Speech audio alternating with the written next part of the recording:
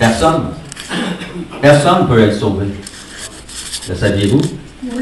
C'est juste la grâce de Dieu qui nous accorde dans sa bonté, dans sa miséricorde, qui permet qu'on soit sauvé. Sinon, si c'est par la force de l'homme ou par l'accomplissement de ce qu'un homme peut accomplir, ça n'arrivera jamais. Parce que nos vies, c'est des vêtements souillés devant nous. Mais quand on a confiance dans l'œuvre de Jésus-Christ, quand on reconnaît sa mort et sa résurrection, quand on reconnaît que quand il a donné sa vie, c'était pour payer, pour que mes péchés puissent être pardonnés, afin que je puisse rentrer dans ma nouvelle vie avec lui. Amen. Merci Seigneur. Père, on veut te remercier pour ce temps qu'on va passer ensemble. On veut être reconnaissant surtout de savoir que personne ne peut être sauvé, mais que ta grâce a permis, Seigneur, que des hommes, des femmes puissent se tourner vers toi, mettre leur confiance en toi et trouver en toi un refuge éternel, un Dieu tout-puissant, un Seigneur de la vie, celui qui nous donne une nouvelle vie en Jésus-Christ. Amen. Amen. Merci Seigneur. Amen. Bon, tout est prêt. Voyez-vous, le sujet que je vais partager avec vous ce soir, c'est pas un sujet qui est populaire. Quand on parle de sanctification, quand on parle d'une vie avec Dieu, on est habitué aux bontés, à la miséricorde de Dieu, on est habitué à toutes les choses positives. Mais la sanctification, c'est pas quelque chose qui est négatif, parce que ça nous rapproche du Seigneur. Et quand on se sépare, puis on veut vivre avec le Seigneur, quand on veut une relation avec lui, quand on veut une présence, la présence de Dieu dans nos vies, on doit se tourner vers lui, puis le laisser travailler dans nos cœurs et dans nos vies. Même la sanctification fait partie de la foi que tu as en Dieu. J'espère que vous comprenez ce que je dis. Ça veut dire que si tu ne te sanctifies pas, ça veut dire que si tu ne mets pas à part, si tu ne recherches pas pleinement la volonté divine dans ta vie, ça veut dire que ta foi est petite. Parce que quand tu aimes le Seigneur, tu vas aller plus loin, comme dans 2 Corinthiens 3,18, ça dit qu'on va de gloire en gloire, comme par le Seigneur, et j'aime bien le petit mot à la fin, l'Esprit. Tu ne peux pas avancer dans le royaume de Dieu si le Saint-Esprit ne te prend pas en charge. C'est pour ça que Paul il dit dans Romains 8, il dit que si on est fils de Dieu, il faut qu'on soit conduit par le Saint-Esprit.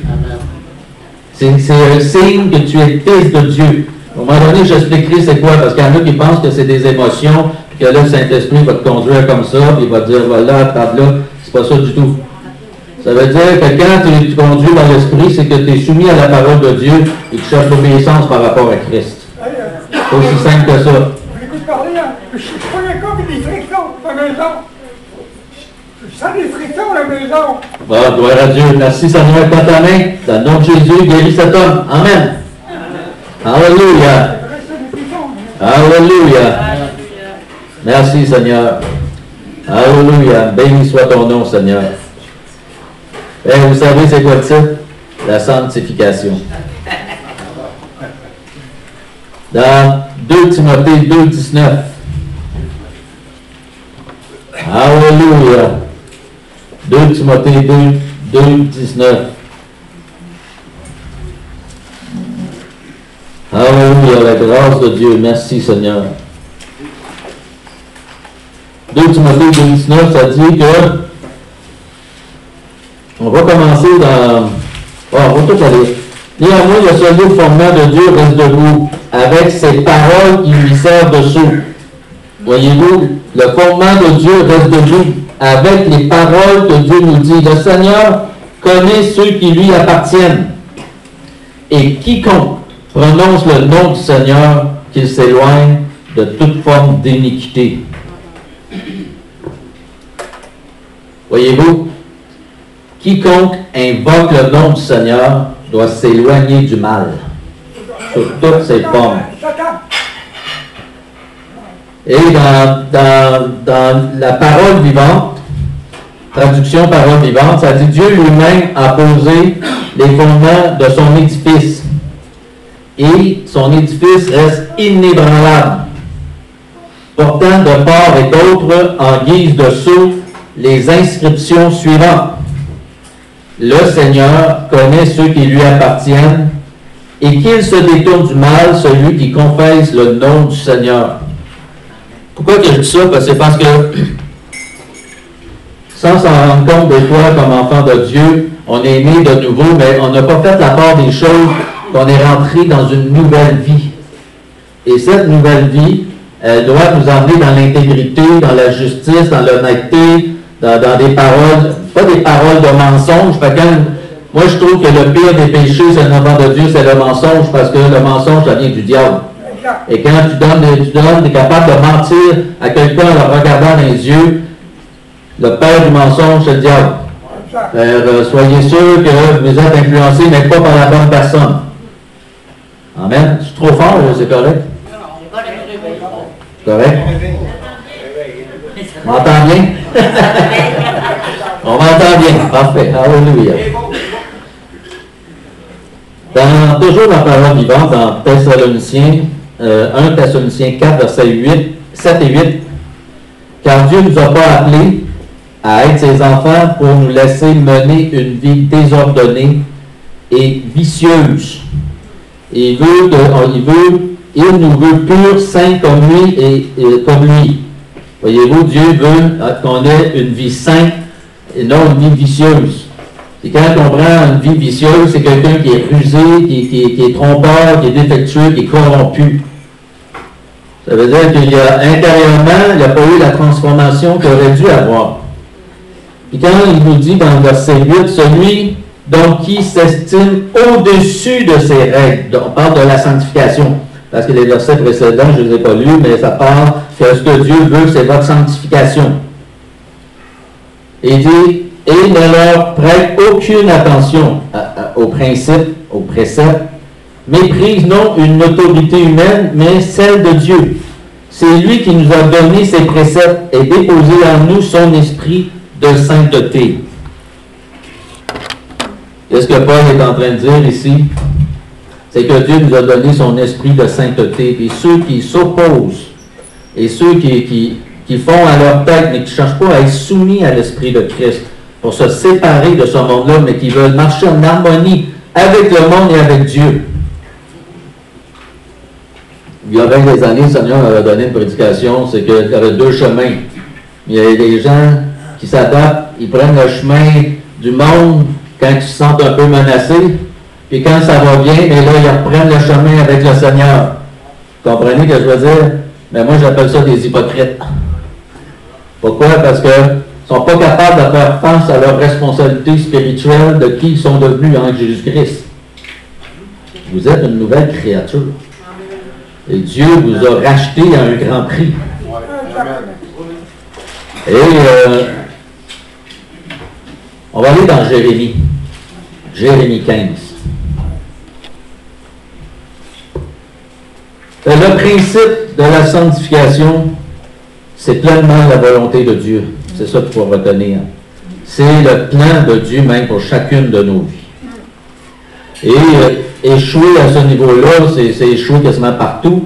Parce que si tu échoues au niveau de la sanctification, dans le sens que tu t'en remets pas pleinement à Christ pour ta vie, pour te laisser conduire et diriger, tu n'auras pas nécessairement une bonne relation avec. C'est important d'être en harmonie avec Dieu, premièrement, et avec tous les hommes après. Alléluia. Parce que des fois, quand on n'est pas en harmonie avec Dieu, c'est parce que les hommes ont pris la place. Il ne faut pas que les hommes prennent la place que Dieu, que la place que Dieu lui revient à lui. Dans Jérémie 15, je vais juste vous introduire le verset 18. Il dit c'est Jérémie qui est dans une souffrance, puis il y a comme une plaie inguérissable. Et il dit, pourquoi ma souffrance est-elle continuelle? Pourquoi ma plaie est-elle douloureuse et ne veut-elle pas guérir? Écoutez bien ce qu'il dit. Serais-tu pour moi comme une source trompeuse, comme une eau dont on n'est pas sûr. Jérémie, il souffrait tellement qu'il a commencé à douter que la source de révélation qu'il avait de Dieu, elle était comme une source trompeuse. Le fait qu'il subissait des coups et des injustices, à un moment donné, il a été ébranlé dans son être intérieur. Ça peut tout nous arriver en passant. Et par contre, Dieu lui dit, il inspire une prophétie, une parole à Jérémie, tout de suite après, il dit, c'est pourquoi ainsi parle l'Éternel. Si tu te rattaches à moi, je te répondrai et tu te tiendras devant moi. Voyez-vous, Dieu lui dit, tu m'as pris pour une source trompeuse. Tu as douté de ma parole et de qu'est-ce que je suis. Repens-toi.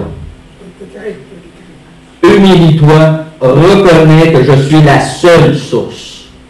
Et si tu t'humilies, tu vas te tenir devant moi. Et je vais te redonner une position avantageuse. Vous comprenez ce que je suis en train de dire? Si vous avez douté de Dieu, si dans votre marche, vous avez été affaibli par toutes sortes de circonstances, la colère des gens, la haine, les frustrations, l'amertume des gens tombés sur vous, puis Dieu sait que les serviteurs de Dieu dans l'Ancien Testament ont souffert beaucoup, et Dieu lui dit, c'est pourquoi ainsi parle l'Éternel, si tu te rattaches à moi. Ça veut dire, reprends ta position. Reconnais la source, ma source. Et après il dit, si tu sépares ce qui est précieux de ce qui est vil, tu seras comme ma bouche. Les choses précieuses, c'est les choses de la parole de Dieu. C'est la parole de Dieu que Dieu nous révèle, c'est des choses précieuses. Tant qu'on parle de choses viles ici, on parle des choses mondaines de ce monde. Des choses qui, c'est de la vanité, comme dirait l'Ecclésiaste. Vanité des vanités, tout est vanité. Et tu mets ton espoir et tu mets ta source dans des choses qui sont vaines. Ça, c'est la mondanité. Mais Dieu nous dit, si tu t'attaches à moi, si tu te rattaches à moi, et si tu sépares ce qui est précieux de ce qui est vil, alors tu vas te tenir devant moi. Ça, c'est valide pour chacun de nous. Là. Je veux qu'on le comprenne. C'est vraiment l'appel de Dieu dans les jours, surtout dans les jours qu'on vit, de se tenir devant lui. Alléluia. Voyez-vous, on ne peut pas être chrétien et vivre avec la pensée du monde. La pensée chrétienne, c'est que tu as accepté l'enseignement de Jésus-Christ pour que tu deviennes un de ses disciples. Et étant un disciple de Jésus-Christ, tu ajustes ta vie selon sa volonté à lui. Justement, on parlait de ça avec certaines personnes avant tantôt. Qu'un vrai prédicateur de Christ devrait toujours t'emmener à Christ. Devrait toujours t'emmener ta solution et ta délivrance ou ta situation dans laquelle tu vis dans la personne de Jésus-Christ. Si vous voulez savoir, des fois, quand vous l'écoutez, ils parlent d'eux autres pendant 1 heure de temps, puis ils mettent un 5 minutes pour Jésus. Je ne suis pas en train de parler en mal, c'est des constats. On ne peut pas espérer voir le Seigneur se manifester sa présence dans nos vies si le monde aura déjà rempli nos cœurs et les convoitises de ce monde-là qui viennent nous faire la guerre, comme Pierre dit, pour que nous attirer vers ce monde-là toujours plus, les choses matérielles, les choses ici, puis les sorties, puis n'importe quoi.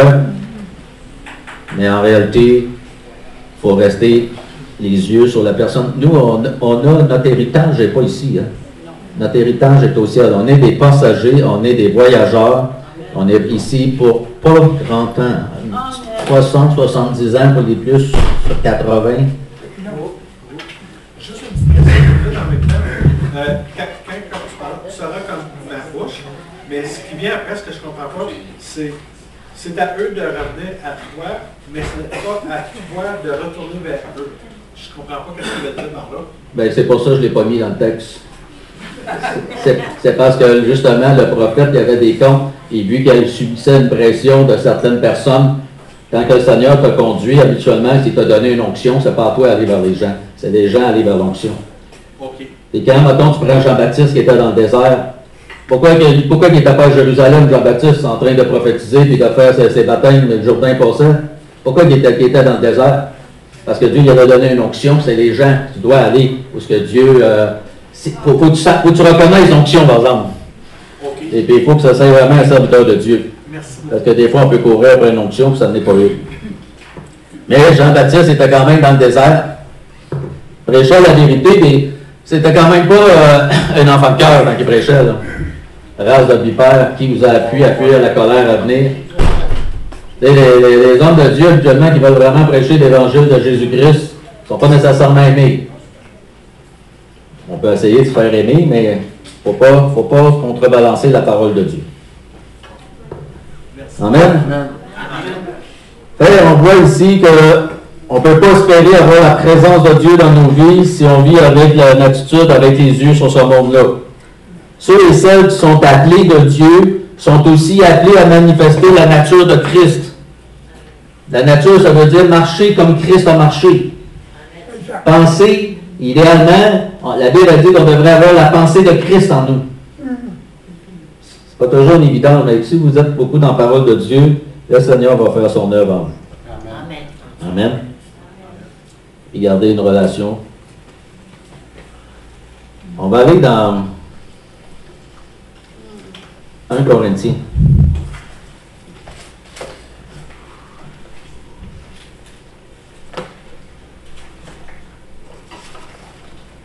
Alléluia. 1 Corinthiens 9. On va aller au verset 27.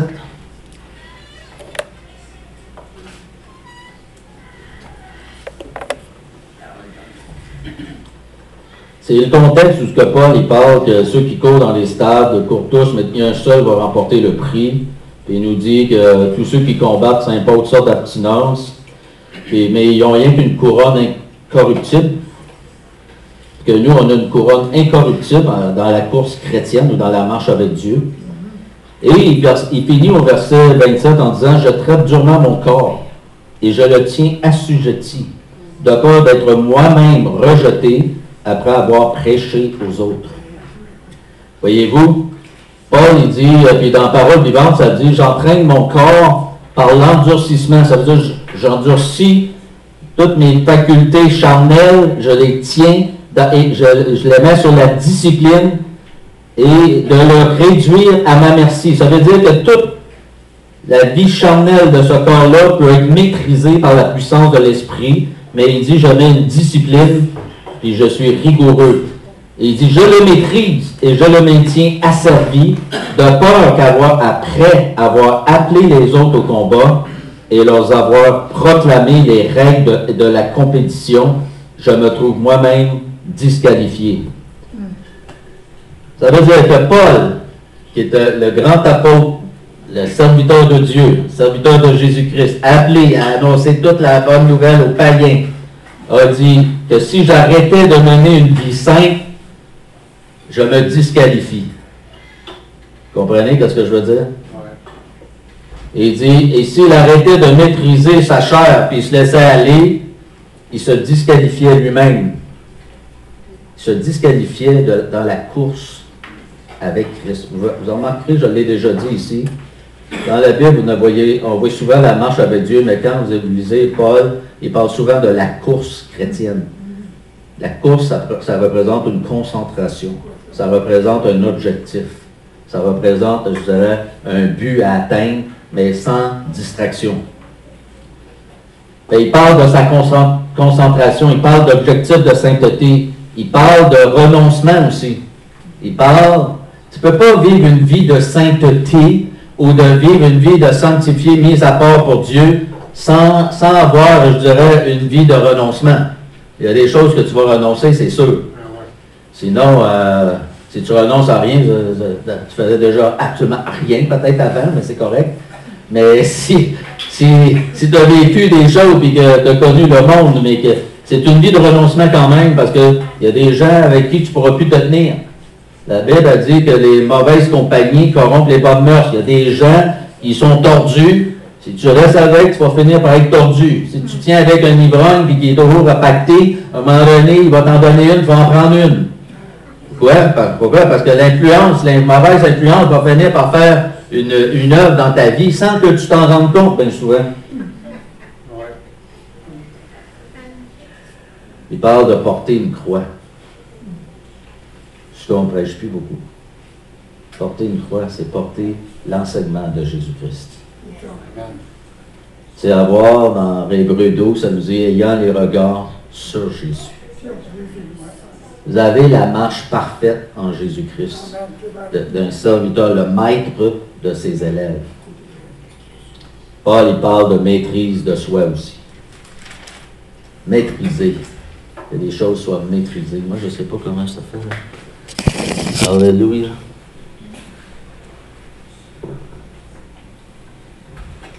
Alléluia. On va aller dans Jean 13.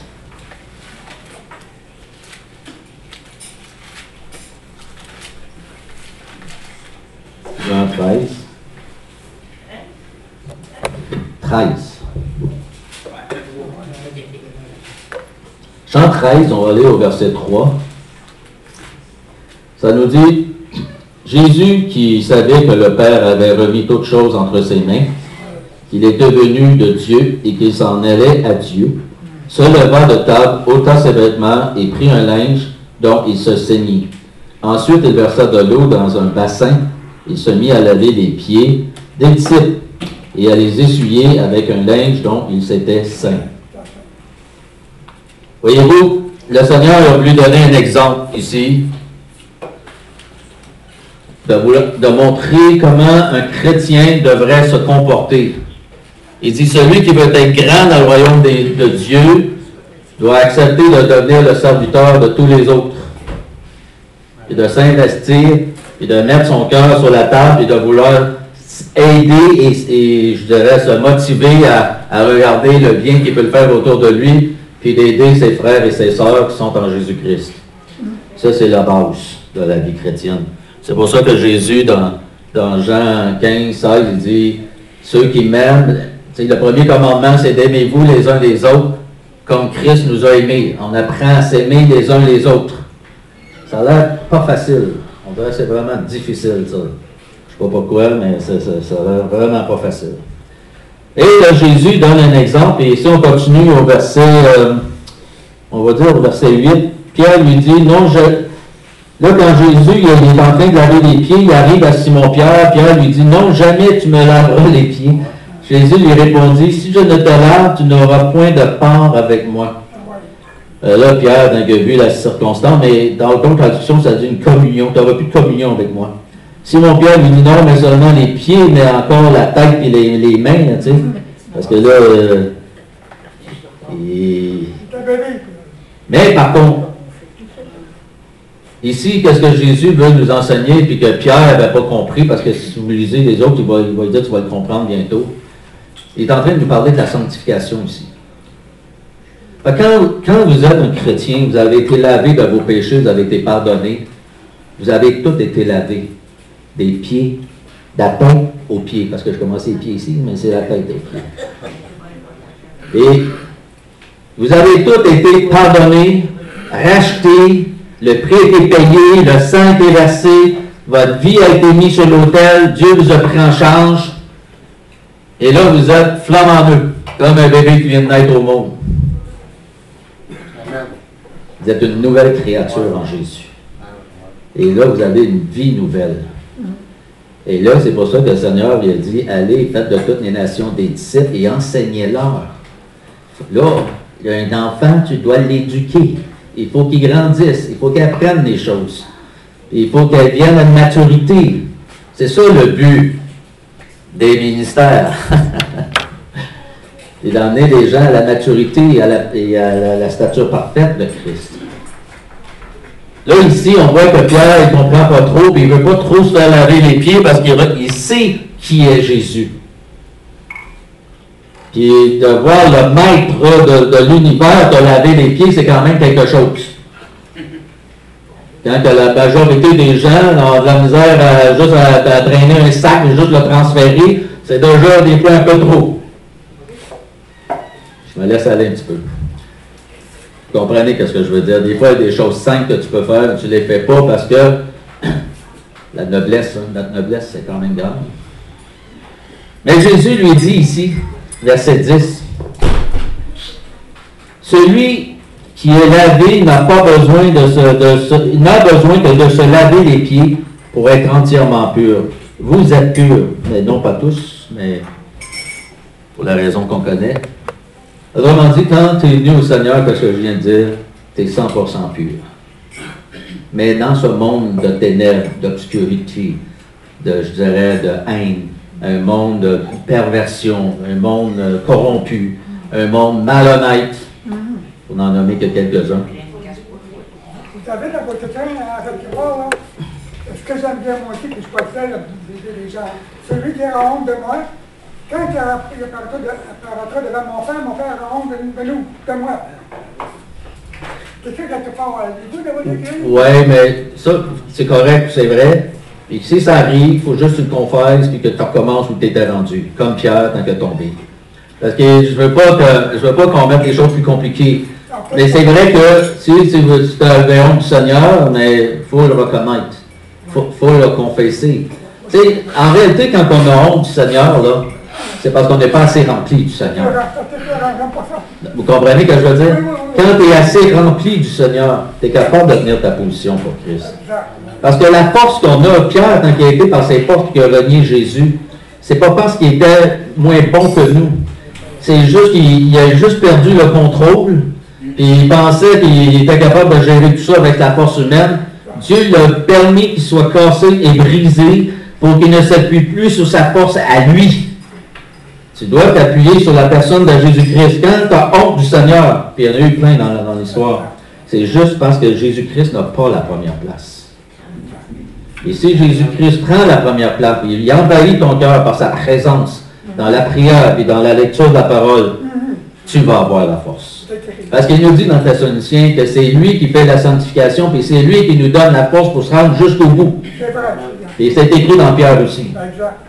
Mais tout ça pour dire que la sanctification, c'est un mode de vie, c'est une application que Dieu a prédestinée dans nos vies et qui veut qu'elle arrive, sa chose-là.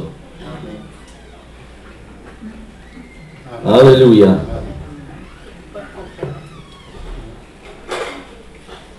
Alléluia. Dieu veut qu'on vienne. Je veux juste qu'on sache, là, quand on dit la sanctification au marché dans une vie de sainteté, je veux juste que vous compreniez que ça n'arrivera jamais aussi. Vous ne pouvez pas être saint à 100%, vous vivez dans un corps corrompu, souillé par le péché, depuis le début de la création. Mais la sanctification, c'est pas le but c'est pas d'être saint. Oui, c'est le but d'être saint, mais c'est pas d'être saint dans le sens que parfait. C'est vous allez toujours travailler à l'amélioration, à laisser le Saint-Esprit vous emmener de gloire en gloire, comme par le Seigneur, parce que si vous êtes saint un jour, vous allez être enlevé comme Enoch probablement, parce que c'est pas où Jésus. Mais vous allez être saint, c'est votre conduite, c'est votre séparation, c'est votre amour pour Dieu, c'est votre engagement pour lui, c'est vos yeux qui sont sur lui. Ça, c'est ça qui vous purifie. Il est impossible pour chacun de nous d'être sauvé.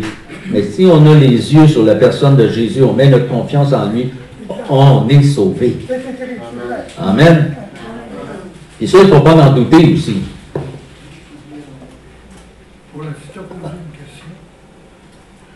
On pourrait-tu juste attendre à la fin parce qu'on est enregistré, c'est les deux côtés.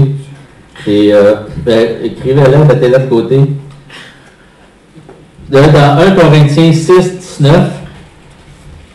1 Corinthiens 6, 19. Mais je peux répondre à toutes les questions à la fin, hein, pas de problème.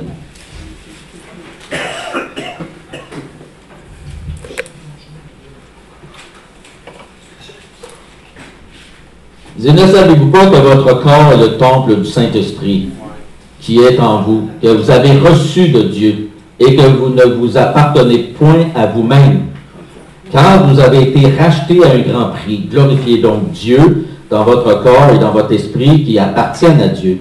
Ben, voyez-vous, vous êtes le corps, votre corps est le temple du Saint-Esprit. Votre corps, c'est comme le tabernacle dans le désert. Vous devenez la résidence de Dieu, où la présence de Dieu a été mise et elle vient habiter en nous, en chacun de nous, dans nos cœurs. Et si tu vas vers le péché, Jésus, il a été crucifié à cause du péché. Il n'a pas été crucifié parce qu'il était pur, il était saint, tout ça. Il est mort pour nos péchés. Ben, il est mort à cause du péché. Ben, si le péché souille la vie, ça veut dire que Jésus est venu, puis il a payé le prix pour que justement cette souillure du péché soit enlevée dans nos vies, pour qu'on ait accès au trône de la grâce, pour qu'on puisse se tenir devant Dieu, comme on vient de parler avec Jérémie. Amen. C'est ça l'objectif.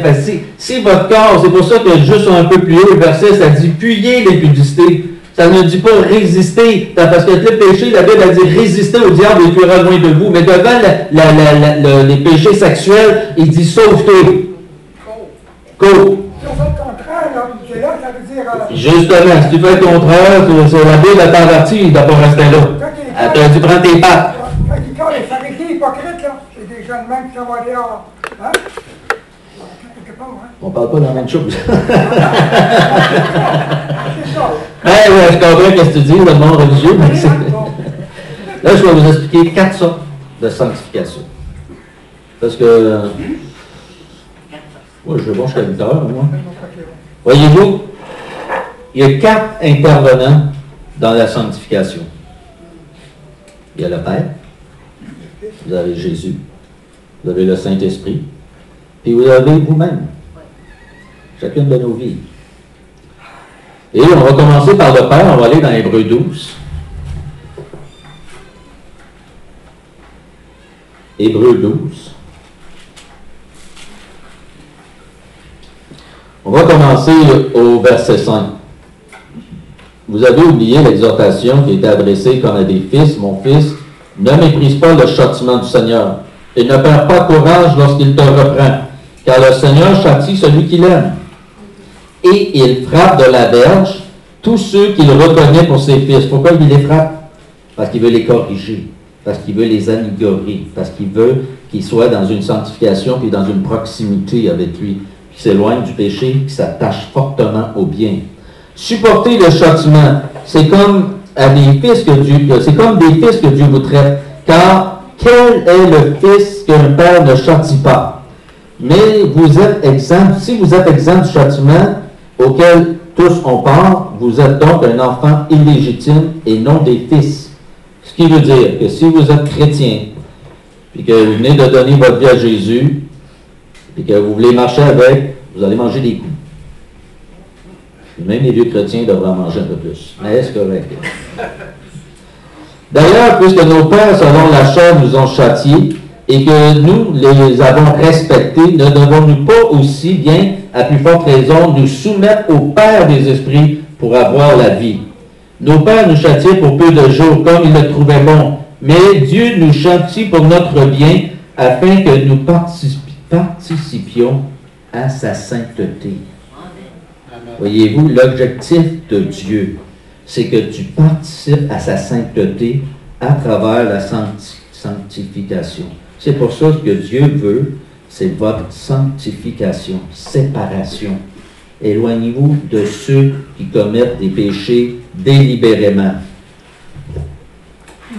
Voyez-vous, si quelqu'un commet des péchés délibérément et ne l'appelle plus péché, ça veut dire qu'il n'y a plus de sacrifice pour le péché. Ça veut dire une attente terrible pour le jugement. Vous connaissez dans Hébreux 10, ce verset-là? Vous connaissez dans Hébreux 10? Alléluia. Hébreux 10.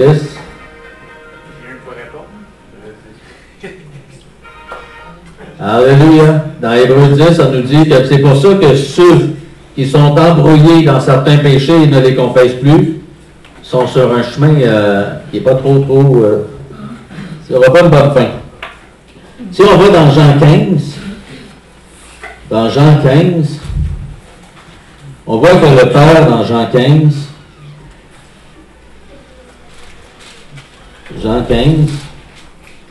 il dit, « Je suis le cep, Jésus, et mon Père est le vigneron. Tout sarment qui est en moi et qui ne porte pas de fruit, il le retranche. Et tout sarment qui porte du fruit, il l'émonde. » Qui fait ça? Le Père. Quand tu viens de donner ta vie à Jésus, si tu donnes ta vie à Jésus, puis le lendemain, tu vis dans le monde, tu vis dans le monde, tu vis dans le monde, tu vis dans le monde, on écoute la branche. Tu veux aller dans le monde, vas-y. Dieu ne force pas personne à marcher dans sa voie. Ben, écoute, il est bon. Mais ici, il y en a un qui commence à porter du fruit parce qu'il va obtenir sa relation avec Dieu, ces affaires-là, il va l'émonder, il va le sanctifier. Il faut qu'il porte plus de fruit. Amen. Ça, c'est le Père. Ça, c'est le Père. Jésus nous dit on va arrêter pour le Père, mais on va aller pour Jésus. Jésus nous dit que il est le bon berger dans Jean 10, verset 4. Il dit qu'il Jésus marche en avant de nous, et ses brebis entendent sa voix, et ils le suivent. Mais Jésus ne t'emmènera jamais à des endroits que peut-être bien des gens vont, parce que Jésus, il sait où c'est bien, où c'est mal, où aller. Quand tu le suis, tu sais, il y avait un livre qui existait dans le temps, ça disait « Qu'est-ce que Jésus ferait à ma place? Qu'est-ce que Jésus ferait à ma place? » C'est un bon moyen pour savoir si l'endroit ou la situation est appropriée. Amen. Et le Saint-Esprit, parce que dans Jésus, je n'avais pas mal, je vais juste arrêter là pour avec Jésus. Puis le Saint-Esprit, dans 2 Thessaloniciens,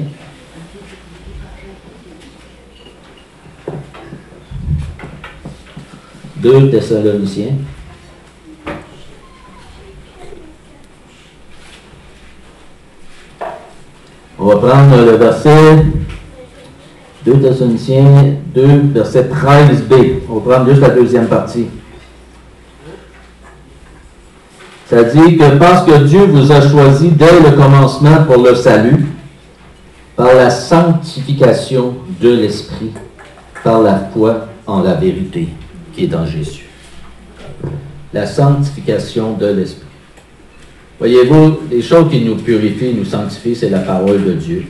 Ça peut être un enseignement sur la parole de Dieu, qu'on réalise une faute ou un péché, puis on les confesse, puis on se redresse devant Dieu. Mais il peut y avoir, en autant que ça c'est la parole de Dieu qui vient faire une œuvre dans votre vie, il va y avoir une œuvre de sanctification, de mise à part, de séparation, et une œuvre de purification qui se fait aussi à travers la consécration à Christ. La sanctification, c'est la bénédiction, c'est béni par Dieu. Sanctifier, c'est bénir. Ouais, c'est mis à part. Ouais. Nous-mêmes, on va aller voir dans 2 Corinthiens. 2 Corinthiens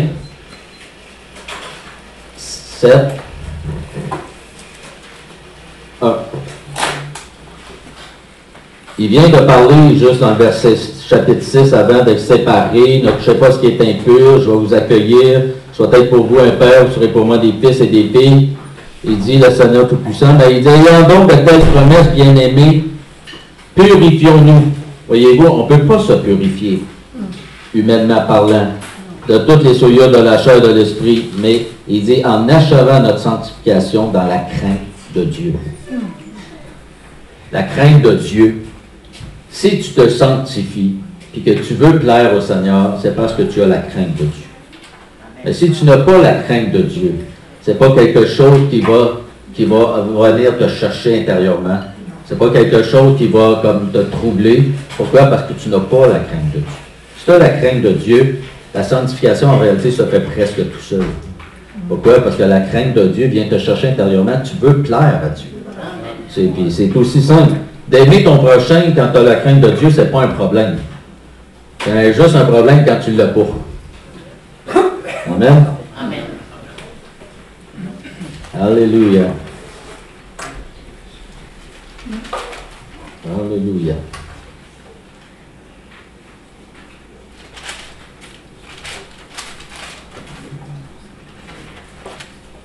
On va aller dans...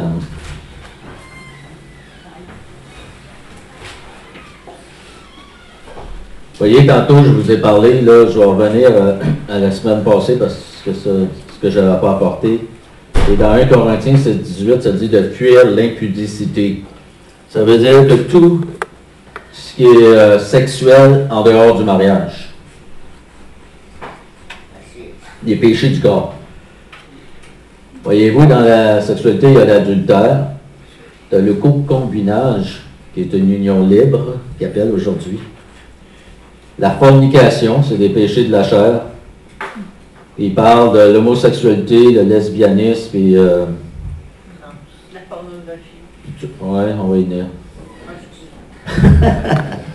Mais tout ça pour dire que c'est les péchés de la chair qui veut aller vers le monde, vers les plaisirs de ce monde. C'est pour ça que dans 1 Timothée 4.1, ça dit que dans les derniers jours, il va y avoir une foule de docteurs qui vont prescrire de ne pas se marier. Pourquoi? Parce que au nom de l'amour, on tolère et on accepte les péchés. Ça, c'est pas l'amour de Dieu, par contre. C'est l'amour de Dieu, elle te demande de te séparer, justement. C'est pour ça que je disais tantôt, quand on dit de l'impudicité, tu as dit de fuir, ça ne nous dit pas de résister, il faut partir. Et vous remarquerez que c'est un verbe à l'impératif. Ça veut dire que c'est un ordre divin. On parle de pornographie.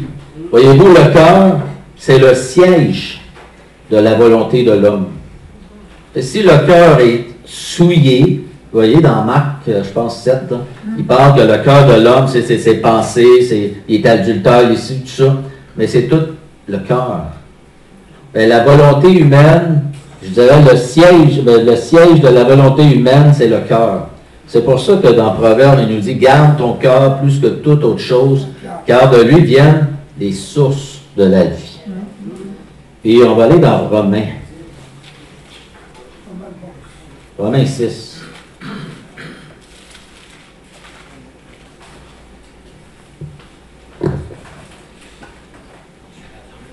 Verset 6, verset 13.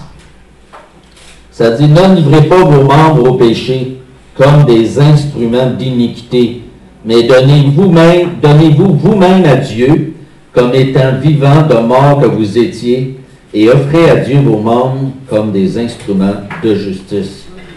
Et le péché n'aura point de pouvoir sur vous, puisque vous êtes non sous la loi, mais sous la grâce. Ça veut dire que si tu trébuches, tu te positionnes devant Dieu, tu continues ta marche. Et dans verset 11 que j'aime beaucoup, ça dit, regardez-vous comme mort au péché, mais comme vivant pour Dieu en Jésus-Christ. Vivant pour Dieu. Si tu n'es pas mort au péché, ça veut dire que tu n'es pas vivant pour Dieu. Si tu es mort au péché, tu es vivant pour Dieu. C'est aussi simple que ça. Amen.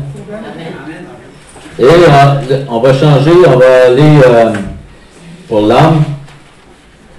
Vous vous en souvenez, la semaine passée, je vous ai parlé de la souillure de l'esprit. En fait, je n'ai parlé que de ça, quasiment. Et cette semaine, je méditais justement, puis le nouvel âge et l'évangile de prospérité viennent souiller l'esprit de la personne. Et à un moment donné, quand tu as été pris dans des patterns, tu as été endoctriné comme ça, c'est comme, tu n'es plus capable de te sortir de ça parce que ça t'avantage tout le temps. C'est pas que c'est des... En tout cas, c'est juste... Est-ce que vous voulez dire les émissions télévisées par rapport à la parole que ça peut... Je vais juste répondre aux questions à la fin. Regarde ta question. L'âme est le siège de nos émotions et de nos sentiments. OK? L'âme, c'est comme le trône où tes émotions, tes sentiments prennent le contrôle pas mal. Et là, ça nous dit, dans Isaïe 26, verset 3, ça nous dit, à celui qui est ferme dans ses sentiments, tu assures la paix parce qu'il se confie en toi. Vous voyez, mon petit-fils, il était là tantôt, là. C'est son verset à prendre cette semaine. Parce qu'il doit gérer ses émotions. Et on lui a fait apprendre ce verset-là, et le verset 27 aussi, mais le 4 mais celui qui est ferme dans ses sentiments. Ça veut dire que tes sentiments, tes émotions peuvent te conduire où ce que Dieu ne te veut pas nécessairement.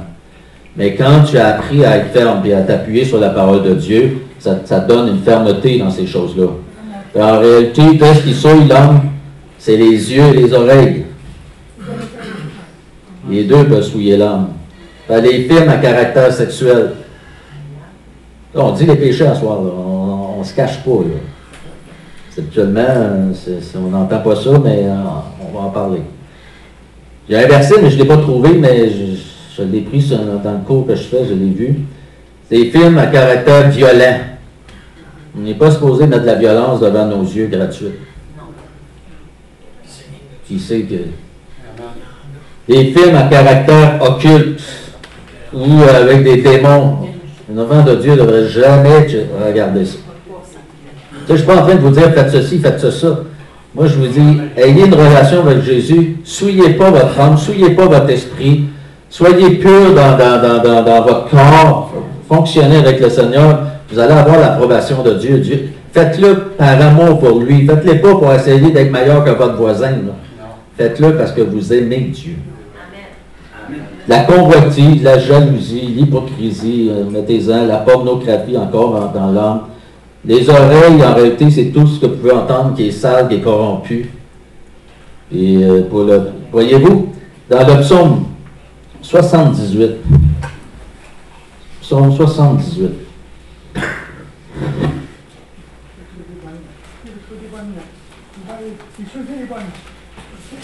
okay. Ça dit, il parle d'Israël quand il était dans le désert et qu'il avait reçu la loi de Dieu. Ça dit, il le trompait par de la bouche, verset 36, et lui mentait de la langue. Leur cœur n'était pas ferme envers lui et n'était pas fidèle à son alliance.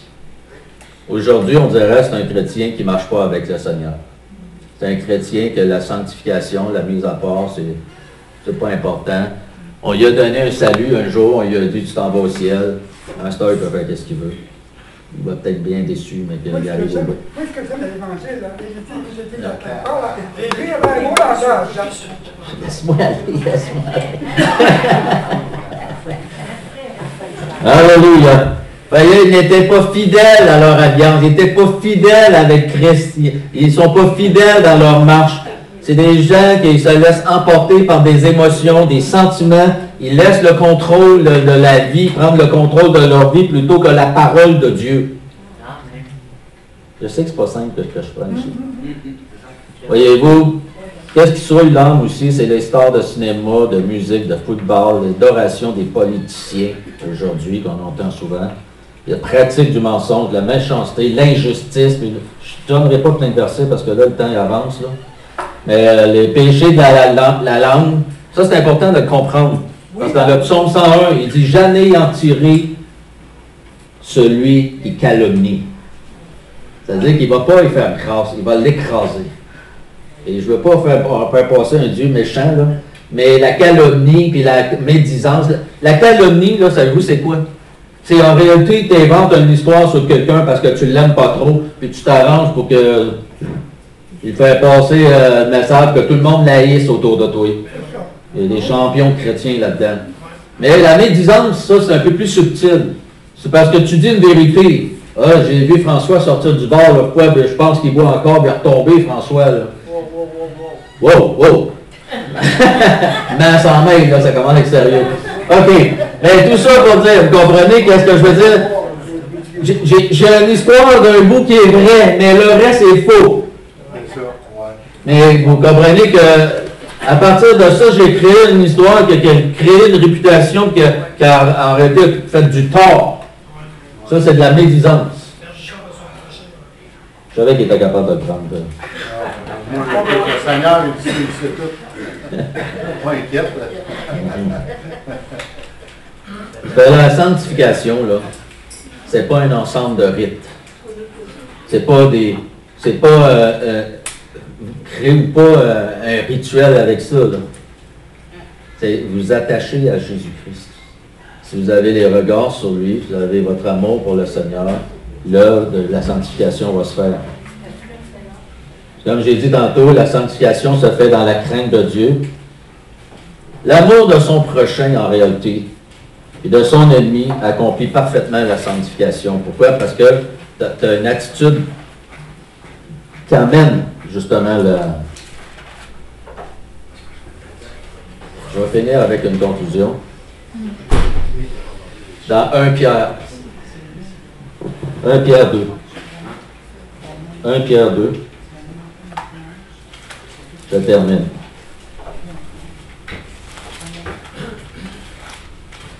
Pierre 2.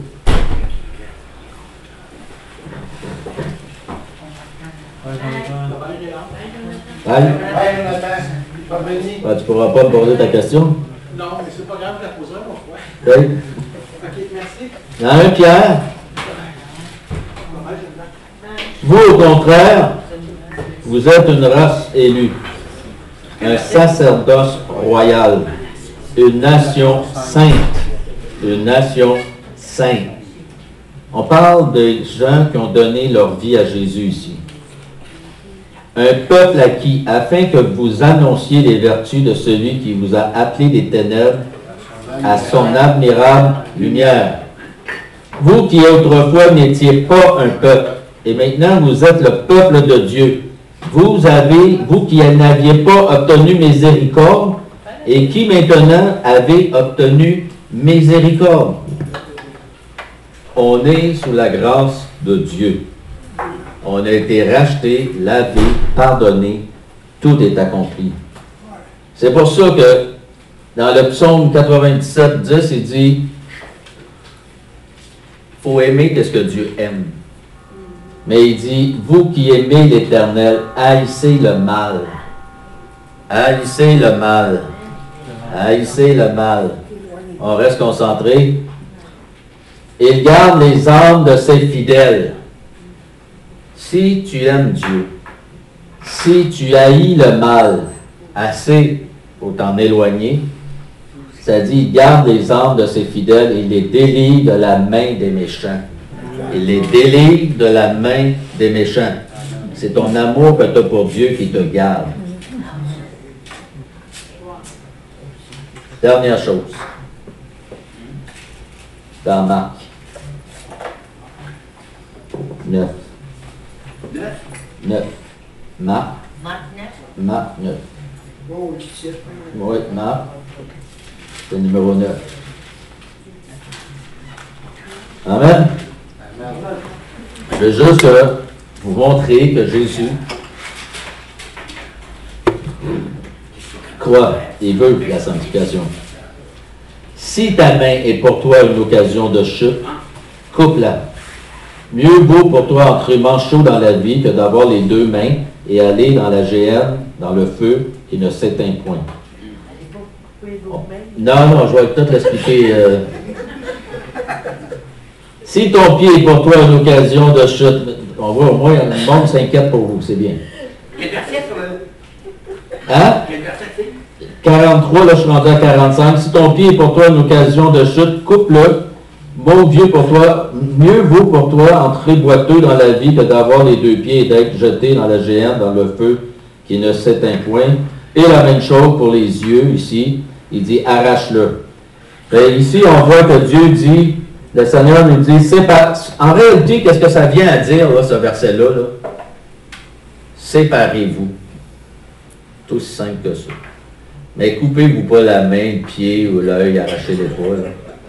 Ça, c'est un thème pour expliquer que la souillure du péché, c'est plus grave que vous pensez. Parce que le péché, c'est une souillure, et que c'est... Puis il faut juste qu'on comprenne le texte, hein. Et il dit, tu sais, si ton œil est pour toi une occasion de chute, est-ce que ça va te faire tomber? Si ça te fait tomber, arrache le problème. Coupe le problème. Coupe, puis jette-le. Ça veut dire, si tu es séparé, si tu t'es mis à part pour Dieu, si tu, en réalité, dans ta séparation et dans ton amour pour Dieu, ces choses-là se font automatiques. Tu sais que ça t'a fait tomber, ça t'a attristé le Saint-Esprit, tu coupes. C'est aussi simple que ça. Amen. Mais vous ne coupez pas rien, faites-vous pas de mal. Priez à Dieu à place, il va faire la réparation de votre cœur, il va vous soigner, il va vous guérir, il va vous restaurer.